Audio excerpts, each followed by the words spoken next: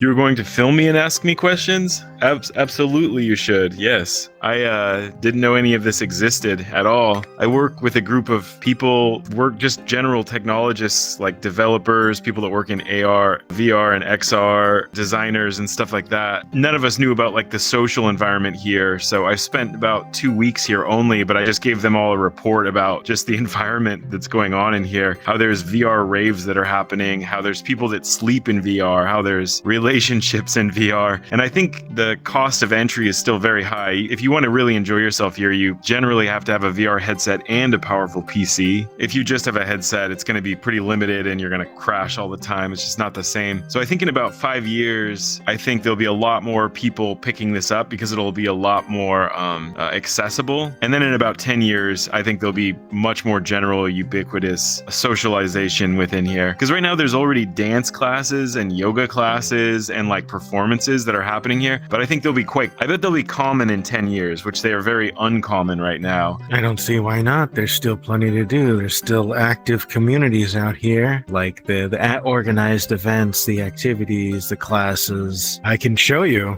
Voila, hop in.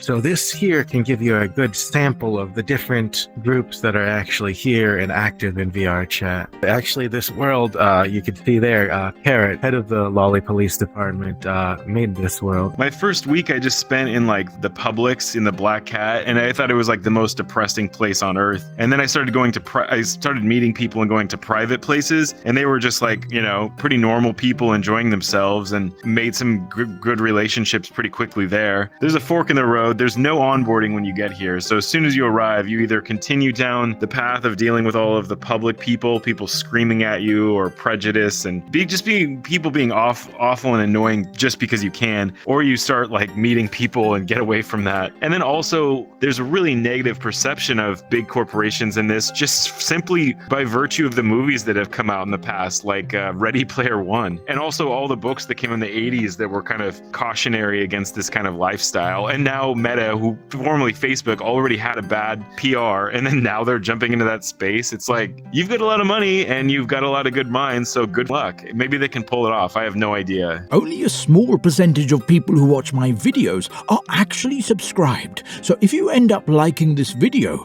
consider subscribing. You mentioned earlier the underground, like the dance, the rave party scene. That is definitely quite, I guess, built up. You know, I've actually been working on a document to kind of try and track the active communities or entities in VR chat, and by far I would say the club scene is probably the largest section that I've got. When I presented to my group, I closed on that thought, and originally I thought it was kind of escapism as well. I mean, I'm like looking at us as we're masquerading around in these avatars, which is essentially like a costume party. We're listening to music on a tropical island while being showered in balls. I mean, you can argue that that's escapism, but really it's just whatever. It's just an environment, kind of like anywhere you go in real life, a bar or whatever. It just happens to be that much more fantastic. But the real thing that's going right now is we're just talking. We're having a conversation as you might on the phone or in person. So we're not really escaping reality. This is really simply an extension of reality. And you know, that's all it really is. It's transcendent, but it's really normal reality. If I take this headset off and think about it tomorrow, I'll think that I had a conversation with you, just almost like as if we're in person right now. And I think when you think about it as escapism, the people that tend to use it as escapism, they often will like role play or maybe stare at themselves in a mirror in this different avatar body. I think those people have other underlying issues that are not really caused by VR, but are really just shown in VR. They have other problems that should be worked on, but VR probably wasn't the cause of it. It's just a symptom,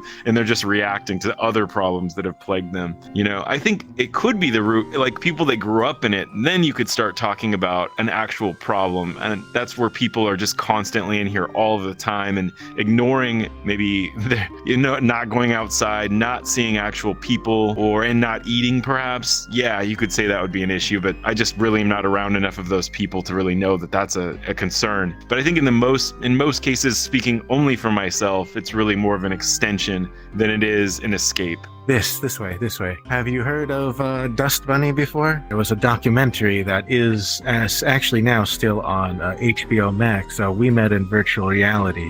And there were two, romance stories were featured, kind of going over the long distance relationship that they have. I felt like that was kind of a big deal to see, a documentary that was filmed entirely in VRChat is now on a streaming service on HBO Max. I know a lot of people that took up dancing, like in the VR rave scene, people have full body trackers, which are $1,000, and they all have them. And I've met many people who have lost lots and lots of weight doing that, like 40 to 60 pounds, or people that have learned entire languages from spending time out here. People that used to be extremely introverted who are now extroverted in real life and in VR. I feel like I weirdly interface differently with people after getting out of here, since there's so little to grasp as to who I'm interfacing with. I mean, I was already not doing this very often, but I'll look at people and see them more as just regular people and assume even less about them when interfacing with them in real life, just based on the experiences I've had in here, because all I really have to go off of here is one's voice if they choose to speak. Their avatars, whatever, it doesn't mean a whole lot. I like the VR aspect of it because it helps me, be myself more. I feel a lot more confident with who I am because I get to experience and, present myself the way that I feel. And I feel like it'll help people who are a little bit more, I guess, reserved, because I feel like a lot of more people are, at least here, can be. I guess the internet in general, though, is more, you see, I guess, more flavor of what people present themselves are in real life, because there's this certain element of anonymity or, shield from a screen or something like that. But when you're in VR, it becomes a lot more intense because there's that physical representation, there's that immersion. It pretty much is the same as just being on an internet page looking through commentaries or on Twitter or something like that. It just seems a lot more raw. I don't know. It's really hard to say because I'm still experiencing new stuff. There's times where I get on here and I end up in a public and end up very bored and just log right out. But there's other times where a bunch of people I know are online at once, and that feels very social. Like last Friday, I ended up on like a yacht out in the water in here, and someone was DJing on the back of the boat, and they played music for like 4 hours, and everyone was just hanging out on the boat. It was just a social experience.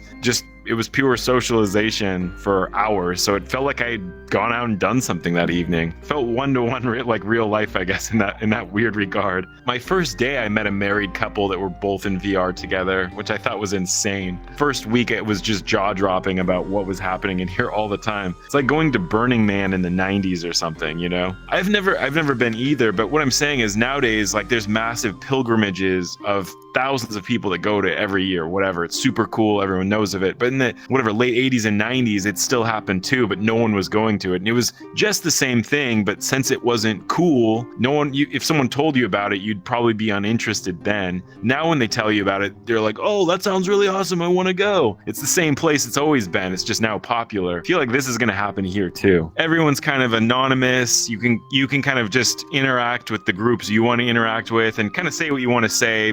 And so the platform is really just made up by its community. But as it becomes more accessible, we're going to see other competitors. Obviously, Microsoft and Meta will be the biggest ones I can think of. And they're going to provide worlds that have much more catered experiences. Like right now, I can go to a concert in VR chat that can support 80 people very poorly. And my computer is going to put out a lot of heat because it can barely handle that with all of the avatars. So in these catered experiences, maybe they'll have it so you can handle, 1,000 avatars or 1,000 simultaneous things, but you won't have the choice of what your avatar looks like, or it'll look very simple.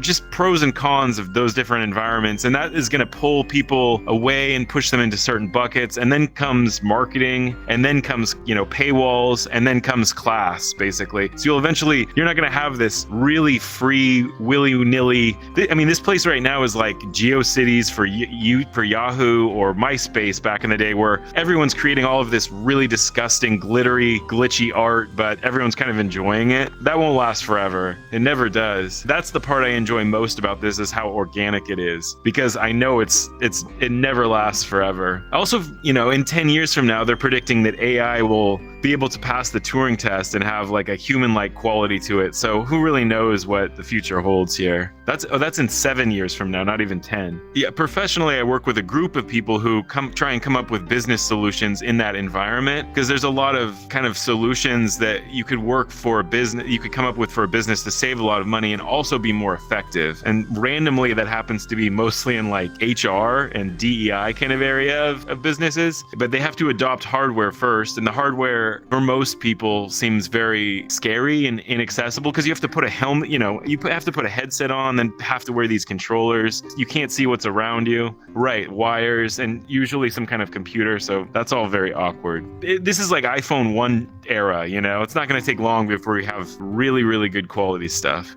Kindness is contagious. When you are kind, you inspire others. Be the spark. Spreading kindness merchandise available now.